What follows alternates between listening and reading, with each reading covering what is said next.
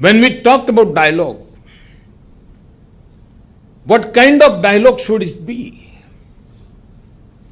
It is dialogue which produces no anger or retribution.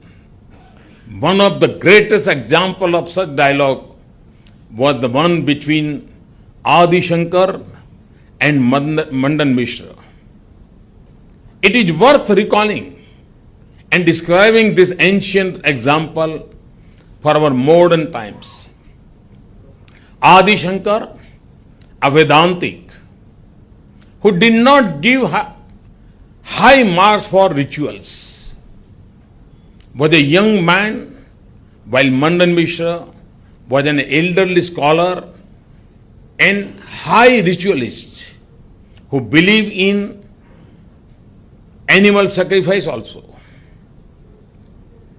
Adi Shankar wanted to establish through dialogue and debate with the highest authority on ritualism, and that rituals were not necessary for attaining mukti, while Mandan Mishra wanted to prove that Shankar was wrong in dismissing rituals.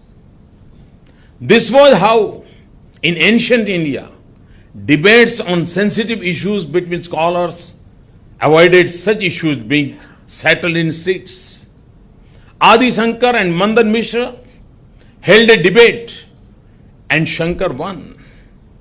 But the more important point is not the debate itself, but how was the debate conducted. It is a fascinating story that will remain one of the highest forms of debate for all times for humanity. It was agreed that if Mandan Mishra lost, he would cease to be householder, Grihastha Dharma, and accept sannyas. If Adi Shankar lost, he would give up his sannyas and marry and settle down householder, Grihastha life. Mandan Mishra, a high scholar, offered to Adi Shankar, who was young and therefore Mishra considered unequal to choose a referee of his choice. Adi Shankar chose Mandan Mishra's wife, a scholar herself, as the referee. If Mandan Mishra lost, she would lose her husband. But see what she did.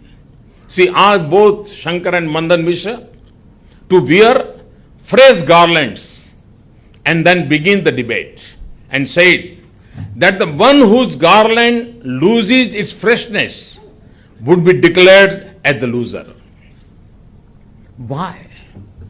Because if one gets angry, the body will develop heat, and as a result, the garland flowers will lose their freshness in that heat.